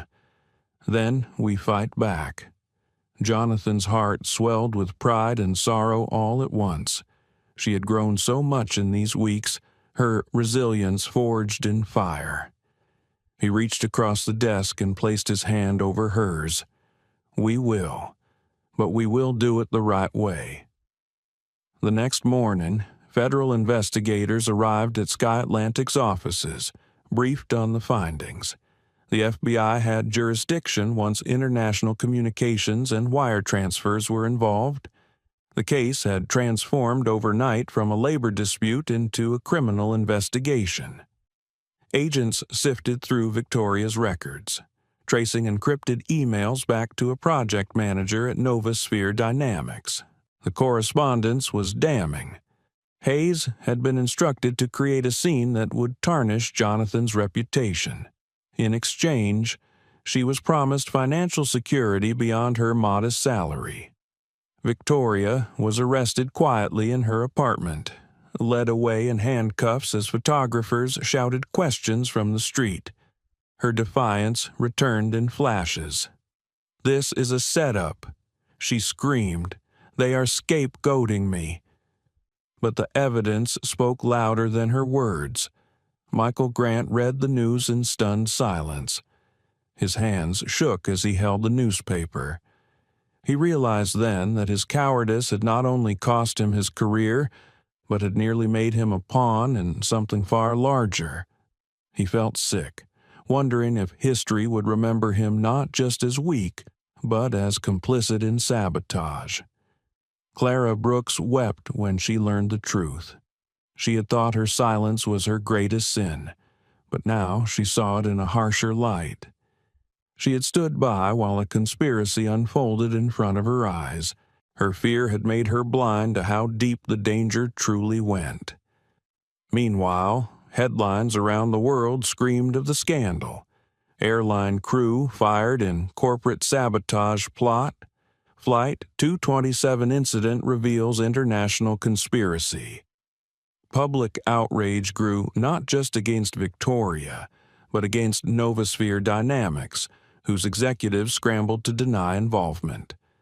In their London townhouse, Jonathan and Amara watched the reports on television. Amara sat cross-legged on the couch, her Leica camera resting in her lap. She turned to her father, her voice quiet. "They wanted to make us small, didn't they?" Jonathan nodded. "They wanted to reduce us to a story they could twist. But now the truth is bigger than their lie." Amara lifted her camera and took a photo of the screen, capturing the scrolling headline. For her, it was more than news. It was part of her story, part of the truth she would one day tell through her art. The conspiracy had been exposed. But Jonathan knew the fight was far from over. Powerful companies rarely admitted guilt easily. There would be lawyers, denials, and counterattacks. Yet the path was clear. What had begun at 30,000 feet with one cruel tirade had now erupted into a battle between empires. And for Jonathan Lewis, the war was personal. The courtroom in New York's Southern District was a cavern of marble and dark wood, a space designed to dwarf anyone who entered. The flags hung tall behind the bench, the seal of the United States gleaming under the lights. For Jonathan and Amara Lewis, it felt like walking into an arena where truth itself would be tested. Reporters crowded outside the courthouse doors, their cameras flashing as the pair stepped from their black sedan. Amara clutched her father's hand, her camera slung across her shoulder like armor.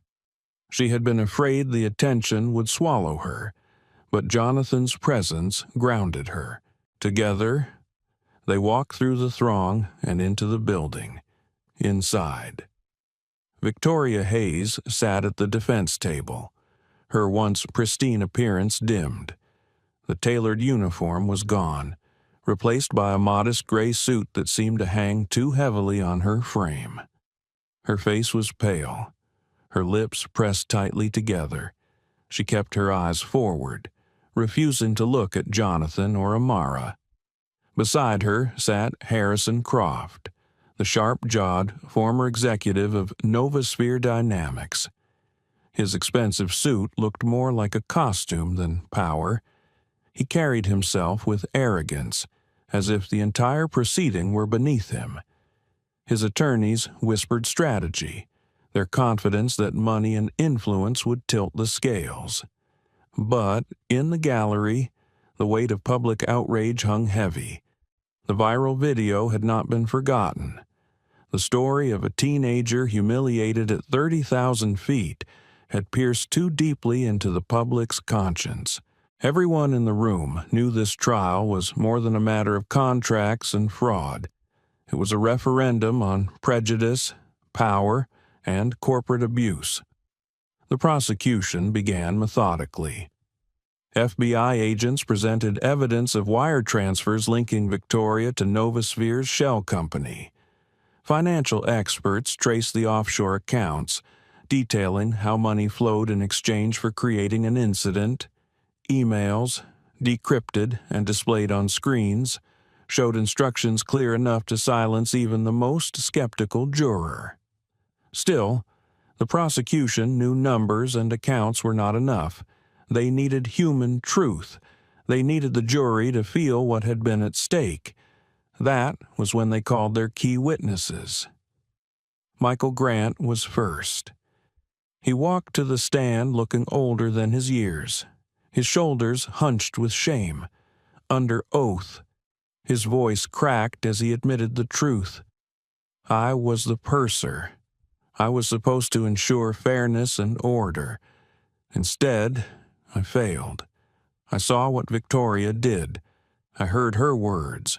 And when Mr. Lewis asked me to intervene, I chose silence." He paused, tears welling in his eyes. "I was afraid. I didn't want conflict, but my silence made me complicit." The courtroom was silent as he continued, describing in painful detail how Victoria had turned her authority into cruelty, how Amara had been reduced to tears under her accusations. "I've lost my career," he whispered, his voice breaking. But what I regret most is that I let a child suffer when I could have stopped it. His testimony was devastating. He was dismissed from the stand, a man hollowed out but strangely lighter, as if truth had unburdened him. Next, Amara was called. She rose from her seat, her camera still around her neck, and walked steadily to the witness stand. Jonathan's chest tightened as he watched her. To him, she was still his child. But on the stand, she looked older, her posture straight, her face composed. The prosecutor began gently, asking about her love of photography, her relationship with her father. Amara answered with quiet clarity. She spoke of how her camera allowed her to capture the world, to see the hidden beauty in fleeting moments. The jury leaned in, sensing her sincerity. Then the questioning turned to the flight. Amara's voice faltered slightly at first, but she steadied herself. She described the bag under her seat, the way Victoria's tone had cut through the cabin, sharp and dismissive. She recounted being forced to stow her camera bag, the slip that caused it to brush against another passenger's arm, and how Victoria had seized the moment to humiliate her. Her voice grew stronger as she recalled the exact words. She said people pay thousands not to be bothered by teenagers with bags they probably can't even afford. Amara's eyes glistened, but she did not cry. Instead, she looked directly at the jury. She wasn't talking about my bag. She was talking about me. She wanted me to feel like I didn't belong in that seat, like I couldn't possibly deserve it because of how I look. The silence in the courtroom was heavy. Jurors shifted uncomfortably, some visibly shaken. In that moment, Amara was not just a teenager recounting an incident. She was giving voice to every sting of prejudice that had ever gone unspoken. When the cross-examination came, Victoria's attorney attempted to twist her words. "Miss Lewis, isn't it true that flight attendants have to enforce safety rules? Isn't it possible you misinterpreted tone in a stressful situation?" Amara leaned forward slightly, her gaze steady. She called me careless. She screamed in my face. She pointed at me like I was a threat. That wasn't safety. That was cruelty. The attorney tried again, and your father, a powerful CEO, immediately escalated. Didn't he? Amara shook her head, her voice unwavering. My father tried to de-escalate. He told me to comply. He only spoke up when she screamed at me. And even then, he stayed calm. The only escalation came from her. The defense attorney faltered. The jurors' eyes remained fixed on Amara. She had not been shaken. She had turned the attack back into truth. Jonathan was called next. He spoke with the same precision he had used on the phone to David Sinclair. He laid out the events step by step, never embellishing, never exaggerating. His calm authority was unshakable. When asked about his decision to call the CEO of Sky Atlantic directly, he explained plainly, "I did not call as a CEO. I called as a father whose child was humiliated publicly because of prejudice. The defense tried to frame him as a man wielding power irresponsibly. But Jonathan's composure, his measured words, dismantled their arguments. The jury saw not an angry executive, but a parent who had refused to let cruelty go unanswered. When closing arguments arrived, the prosecution spoke of conspiracy, prejudice, and abuse of power. They reminded the jury of the viral video, of the financial records, of the human cost borne by a 16-year-old girl. They urged the jury to send a message that even corporations and their agents could not manipulate truth without consequence. The defense attempted to cast doubt, painting Victoria as a scapegoat and Croft as a misunderstood businessman, but the weight of evidence was overwhelming. The jury deliberated for less than a day. When they returned, the verdict was clear.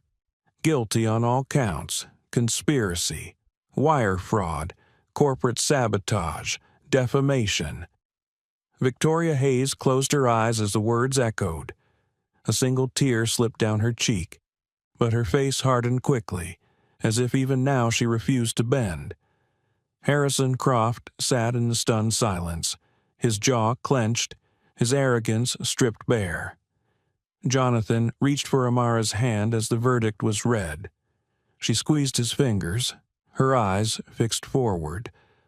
For her, it was not triumph, but release. The burden of that night at 30,000 feet was no longer hers to carry alone. It belonged to history now, to the record of justice. As they left the courtroom, reporters shouted questions, microphones thrust forward. Jonathan shielded Amara with his arm, guiding her through the chaos. Neither answered. They had said everything that needed to be said on the stand. Inside the car, as the city blurred past outside the windows, Amara leaned back against the seat. She let out a long breath, one she felt she had been holding since the night of the flight. Her father turned to her, his voice low and warm. "Are you all right?" "Superstar." Amara looked at him, a small smile forming. "I think I am now." The trial was over, but the echoes of it would linger. For Amara, it was proof that her voice mattered. For Jonathan, it was affirmation that justice could still be carved out of a flawed system. And for the world watching, it was a reminder that truth, once spoken clearly, could not be silenced. The trial had ended with thunder, but life afterward settled into a quieter, more complicated rhythm. The headlines shifted within days, as they always do. New scandals, new outrages, new spectacles rose to claim the public's attention. But for those who had lived through the turbulence of Flight 227, the consequences lingered like a scar that refused to fade. Victoria Hayes sat in a holding cell awaiting transfer to a federal facility. The once imperious lead attendant now spent her days in silence, her uniform stripped away, her dignity reduced to gray walls and routine head counts. She had told herself she was the victim, a pawn in a larger game, but deep down she knew she had chosen cruelty willingly. The money from Novosphere had only given her license to unleash what was already festering inside. Harrison Croft, the disgraced executive, faced his own ruin. His name was now synonymous with corporate sabotage. Investors fled from Novosphere Dynamics, lawsuits mounted, and his once lavish lifestyle was reduced to frantic meetings with lawyers in dim offices. He had believed himself untouchable, a titan of industry.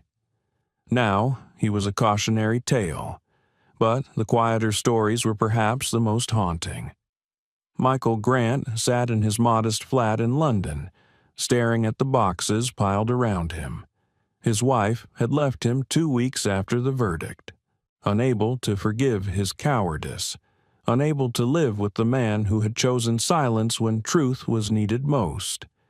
He had been forced to sell their home, downsizing into a cramped apartment where even the walls seemed to press on him with judgment.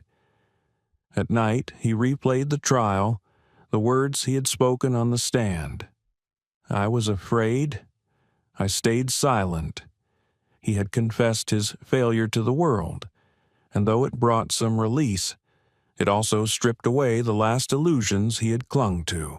Now he lived with the consequences, working odd jobs to pay rent, haunted by the image of a young girl crying by a window while he looked the other way. Clara Brooks's path was different.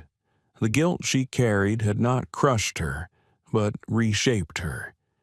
She could not change her silence on that flight, but she could choose what came after. She wrote a letter to Jonathan Lewis, not asking for forgiveness, but offering truth. She recounted every detail she had witnessed, confessed the fear that had kept her frozen, and apologized to Amara with words that shook as she wrote them. She ended the letter simply, "I want to do better." Weeks later, Clara received a reply, not from Jonathan directly, but from the Horizon Foundation, the charitable arm of his company. They invited her for an interview, nervous and uncertain. She went. The questions were not about her experience as a flight attendant. They were about integrity, resilience, and lessons learned. She answered honestly, her voice trembling but sincere. To her astonishment, they offered her a position, an entry-level administrative role supporting educational programs for disadvantaged youth. It was not glamorous, and it paid far less than her airline salary had. But it was meaningful. For the first time, Clara felt her work was part of something bigger than herself. Months later, she could be found in community centers handing out laptops to teenagers, helping organize workshops where children learned coding, art, and digital literacy. She poured herself into the work, determined to rebuild her life on honesty and service, and though the shame of her silence on Flight 227 would never fully leave her, it became a reminder that redemption was possible, even after failure. For Amara Lewis, the aftermath was both heavy and liberating. She had testified before a courtroom full of strangers, and the world had listened. Millions had seen the viral video, but, more importantly, millions had heard her voice. She was no longer just the girl who had been humiliated in first class. She was the girl who had stood up and spoken truth. Still, the scars remained. She found herself hesitating whenever she boarded a plane, clutching her camera bag tightly, her heart quickening at the sight of flight attendants. But slowly, she began to reclaim her strength. She turned to her art with a new intensity. Her sketchbook filled with faces she saw on streets and subways, a weary nurse on her commute, a child clutching her mother's hand, a man lost in thought as he read his paper. Her camera captured fleeting moments that most people ignored. She called her project The Unseen, a study of resilience in ordinary lives. It was her way of turning pain into beauty, of transforming humiliation into testimony. Jonathan supported her quietly, never pushing, always steady. He watched as she built her portfolio, as her sketches grew bolder, as her photographs spoke louder. He knew that the flight had marked her, but he also saw how it had ignited something within her. She was no longer simply capturing the world. She was interpreting it, shaping it, giving it meaning. One crisp autumn afternoon in New York, Amara held her first small gallery showing at a community art center. The walls were lined with her photographs, a street musician lost in his music, an elderly woman laughing with her granddaughter, a man sleeping on a bench with a book in his hand. Each image carried a story, a hidden resilience. Visitors walked slowly, pausing, leaning closer, moved by the intimacy of her work. Jonathan stood in the back, watching. His heart swelled with pride as he saw people linger at a photograph of Amara's reflection in a rain-streaked window, her camera just visible in the frame.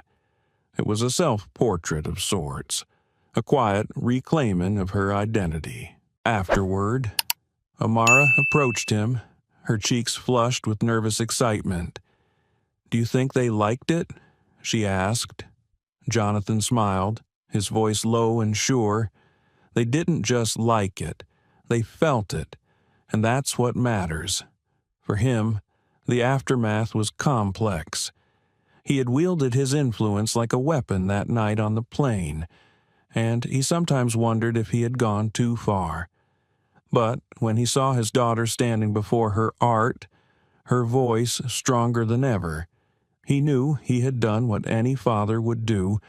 He had protected her, and in doing so, given her the chance to find her own strength. Meanwhile, the world moved on. Sky Atlantic Airways implemented sweeping reforms, instituting new training programs on bias and accountability. Novosphere Dynamics crumbled under lawsuits and investigations, its reputation shattered. The story of Flight 227 became a case study in corporate ethics classes, a lesson in how prejudice and greed could unravel lives. But for those at the center of it, it was never just a case. It was their story. Michael lived in the shadow of his choices, a reminder of how silence can destroy. Clara built a new life out of honesty and service, proof that redemption was possible. Victoria and Croft paid the steepest price, their ambition and prejudice leading to ruin, and Amara, once a girl trembling in her seat, emerged as an artist whose work gave voice to the unseen, the overlooked, the silenced. Jonathan often thought back to that night at 30,000 feet, to the moment he placed his hand on Amara's shoulder and whispered, "You're safe." He realized now that safety had not been about shielding her from the world. It had been about giving her the strength to face it. As autumn leaves fell outside their townhouse in London, father and daughter sat together on the balcony, sipping hot chocolate. Amara leaned against him, her voice soft. "We're okay now, aren't we?" Jonathan looked at her, his heart swelling with love. "Yes, superstar, we're more than okay." 6 months after the trial, spring returned to London with its hesitant sunlight and gentle winds. The Lewis townhouse stood quietly on a leafy street, a sanctuary that had carried them through months of turbulence and healing. Life was calmer now, yet beneath that calm was a river of memory, steady and unyielding. Jonathan often found himself waking early, his mind alert long before dawn. He would sit at the kitchen table with his coffee, listening to the distant hum of the city, thinking about the chain of events that had begun on a single flight. Sometimes he marveled at how small the spark had been, just a cruel voice in a cabin. Other times, he shuddered at how close the world had come to believe in the lie, but then he would glance at the photographs that Amara had begun to hang in the house, and the weight would ease. Her work transformed the walls into living stories: a child feeding pigeons in Trafalgar Square, a woman braiding her daughter's hair on a park bench, a man in a wheelchair smiling at a busker's tune. Her art was no longer just a hobby. It had become a declaration. She was seeing the world clearly, and through her lens, others could too. Amara herself had grown into her strength in quiet ways. She still carried her camera bag everywhere, though now she did so with a pride that defied the memory of Flight 227. Each time she slung it over her shoulder, she felt as if she were reclaiming the moment when Victoria Hayes had tried to take her dignity away. She had turned an attempt to diminish her into a lifelong symbol of resilience.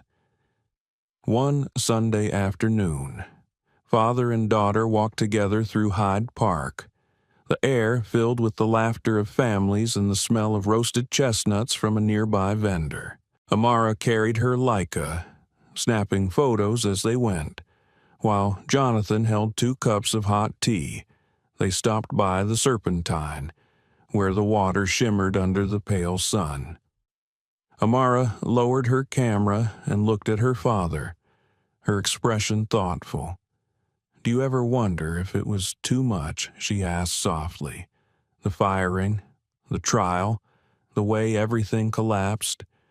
Do you ever wonder if maybe it was too big of a hammer for one cruel act?" Jonathan studied her, hearing the maturity in her question. He had wrestled with the same thoughts in his private hours. He took a slow sip of tea before answering. "I do," he admitted. "Sometimes I wonder if I turned a personal wound into a war. But then I remember the look on your face that night. You were humiliated, and you were 16. That wasn't just a cruel act. It was an attack meant to break you, and it was never just her. It was a system that would have protected her if we had stayed silent." Amara nodded slowly, her fingers brushing the camera strap. "I keep thinking about Michael and Clara, people who weren't cruel, but who froze, people who let it happen. Silence is powerful," Jonathan said. "It can either comfort or destroy. Michael chose the wrong silence. Clara chose to break hers eventually. That's the difference." They continued walking, passing children racing kites along the grass. Amara raised her camera and captured the moment. The kites stretched high against the sky. Then she lowered it again, her eyes lingering on her father. "You know," she said, "it doesn't feel like I'm just the girl from that flight anymore.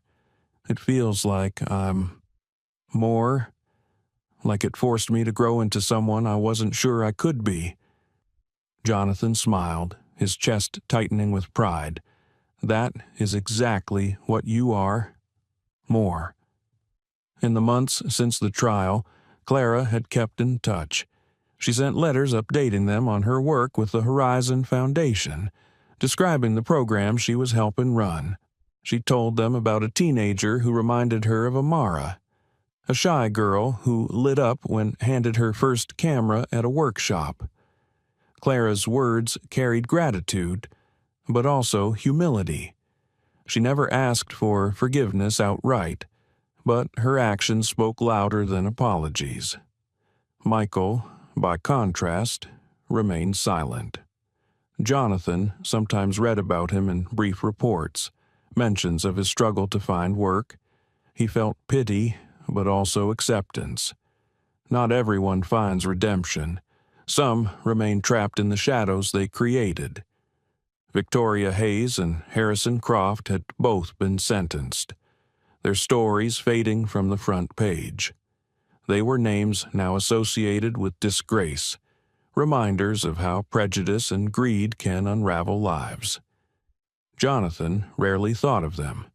For him, they were already part of the past, consumed by their own choices. The present belonged to Amara. One evening, the Lewis home hosted a gathering for family and close friends. In the living room, Amara displayed her photographs on simple easels, her first informal exhibit at home.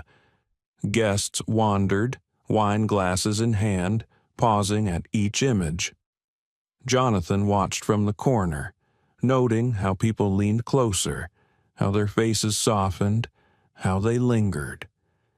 An older woman approached Amara after studying a photograph of a street cleaner wiping his brow at sunrise. She touched Amara's shoulder gently. "These photos," she said, "they make me feel seen." Amara smiled, her voice quiet but confident. "That's what I wanted." Jonathan felt his throat tighten as he listened. It was not just art. It was healing, for her and for others. She had taken the worst night of her young life and transformed it into something that gave dignity back to the unseen. Later that night, after the guests had gone and the house was quiet again, Jonathan and Amara sat together on the sofa. The city hummed faintly beyond the windows. Jonathan looked at his daughter, her face illuminated by the soft lamplight. "You know," he said, "when I made that call on the plane, I thought I was just protecting you. But what I really did was set something loose that neither of us could stop." Amara tilted her head. "Do you regret it?" He paused, thinking carefully. "No, because look at where you are now. Look at who you've become." Amara leaned against him, resting her head on his shoulder. Her voice was soft, almost a whisper. "I think I'm glad it happened. Not the pain, but the truth." Jonathan placed his arm around her, holding her close. The journey had been brutal, filled with humiliation, rage, and consequence. But here, in this quiet moment, he realized it had also been transformative. They had faced injustice and found not just accountability, but growth. Outside, the city lights glittered like stars brought down to earth. Inside, father and daughter sat together, scarred but unbroken, their bond stronger than ever. Flight 227 was over. The storm had passed, but its echoes would live on, not as a wound, but as a story of resilience, justice, and love. At 30,000 feet, a young girl was made to feel small, invisible, and unworthy of her place, but through courage, resilience, and the unshakable love of her father, she transformed that moment of cruelty into a lesson for the world. We witnessed how silence can destroy, how complicity can wound, but also how redemption can be born when someone chooses honesty and change. We saw prejudice exposed, power challenged, and justice carried all the way to a courtroom. Yet at the heart of it all, this was not just about punishment. It was about dignity, about a father's refusal to let his daughter's pain be ignored, about a young woman who found her voice when others tried to take it away. This story reminds us that respect should never be a privilege. It is a right. And when injustice rises, it is our duty to stand, to speak, and to act. If this story touched you, let it ripple outward. Like this video, share it with those who need to hear it, and subscribe to our channel so you don't miss the next story, one that may challenge, inspire, and move you just as much. Because the fight against injustice is never finished.